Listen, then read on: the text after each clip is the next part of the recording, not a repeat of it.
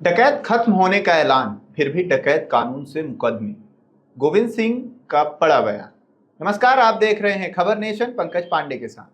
मध्य प्रदेश में डकैतों का सफाया हो चुका है। सरकारें खुद इसका ऐलान कर चुकी हैं, लेकिन डकैत उन्मूलन से जुड़ा करीब 45 साल पुराना कानून आज भी मुकदमों में इस्तेमाल हो रहा है।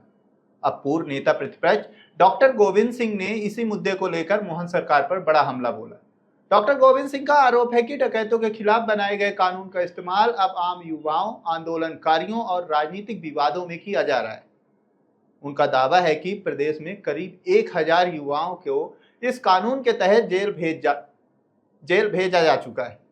उन्होंने कहा कि ग्वालियर, चंबल और रीवा संभाग कभी डकैत समस्या से प्रभावित था, लेकिन तत्कालीन मुख्यमंत्री अर्जुन सिंह के कार्यकाल में डकैत समस्या से निपटने के लिए कानून बनाया गया था। बाद में शिवराज सिंह चौहान सरकार ने भी प्रदेश में डकैत समस्या समाप्त होने का ऐलान किया था। लाख युवाओं पर मामले दर्ज कर दिए सरकार। क्या कर दिया? 62 लाख युवाओं पर क्या किया? मतलब मामले दर्ज किए, फर्जी मामले दर्ज किए सरकार ने। तो ये माना जा सकता है कि जैसे 6 जिलों की हालत दस्यु उन्मूलन को लेकर माननीय उमा सरकार जी ने कहा है तो सच ही कहा होगा। वो कह रहे विधानसभा में जानकारी मिली है। तो विधानसभा की जब उन्होंने लगाया होगा, आई होगी तो बताया उन्होंने। हम लोग इसी तरह से लग रहा है, सच्चाई तो है। जब 10 यह नहीं होगा, आप उन कानून में लोगों को जेल में डाल रहे हो। नौजवान पढ़े लिखे छात्र, ये स्टूडेंट है, उन पर थोड़ी देर विवाद हो गया, अब 800 रुपये में 4 महीने की जेल चल रही है।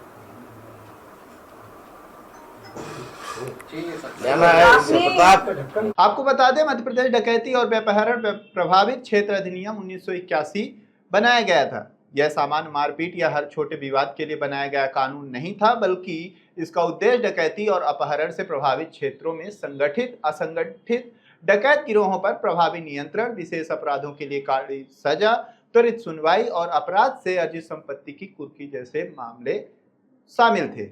इस कानून में स्पेसिफाइड ऑफेंसेस की व्यवस्था है। इसमें डकैती, अपहरण से जुड़े अपराधों के साथ कुछ गंभीर अपराधों को भी निर्धारित परिस्थितियों में शामिल किया गया है। धारा 11 के तहत 10 साल तक की सजा और जुर्माने का प्रावधान है। वहीं धारा 13 के तहत कम से कम 3 वर्ष का कारावास और जुर्माने का प्रावधान किया गया था। डॉक्टर गोविंद सिंह ने आरोप लगाया है कि रौन क्षेत्र में पुलिस संरक्षण में अवैध खनन का विरोध करने वाले लोगों पर 6 मुकदमे दर्ज कर दिए गए और उनमें डकैत उन्मूलन की धाराएं भी जोड़ दी गई। उनका सवाल है कि अवैध खनन का विरोध करना कब से डकैत गतिविधि बन गया। डॉक्टर गोविंद सिंह ने दतिया का उदाहरण देते हुए दावा किया कि कांग्रेस कार्यकर्ताओं के आपसी विवाद में महज 800 रुपए के मोबाइल के गिरने के मामले में भी डकैत उन्मूलन की धारा लगा दी गई। अगर आरोप सही है तो सवाल सिर्फ पुलिस की कार्रवाई का नहीं, बल्कि एक विशेष और कठोर कानून के इस्तेमाल की औचित्यता का है। जब सरकारें स्वयं प्रदेश में डकैत समस्या समाप्त होने का दावा कर चुकी हैं, तो क्या इस कानून की वर्तमान उपयोगिता की समीक्षा नहीं होनी चाहिए?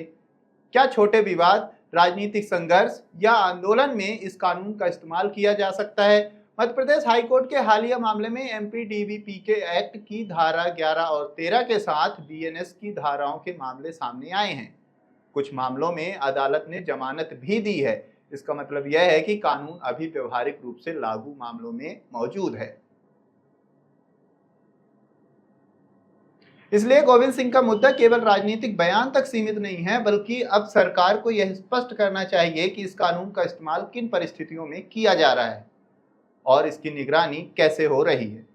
ऐसे ही तमाम अपडेट के लिए खबर नेशन से जुड़े रहें। खबर नेशन यूट्यूब चैनल को लाइक, सब्सक्राइब और शेयर करें।